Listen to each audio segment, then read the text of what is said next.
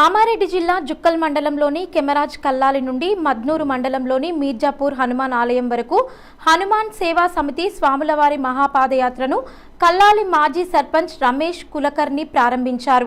ఈ కార్యక్రమంలో గ్రామస్తులు మండలంలోని హనుమాన్ స్వాములు పాదయాత్రలో పాల్గొన్నారు.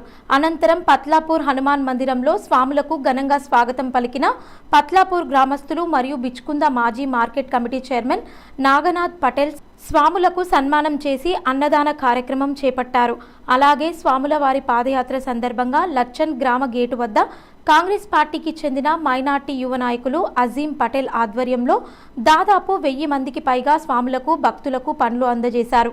ఈ కార్యక్రమంలో షాకాపూర్ గ్రామానికి చెందిన అఖ్తర్, అఫ్జల్, ఉస్మాన్, ముబిన్, అహిమద్, అబ్బు తదితరులు పాల్గొన్నారు.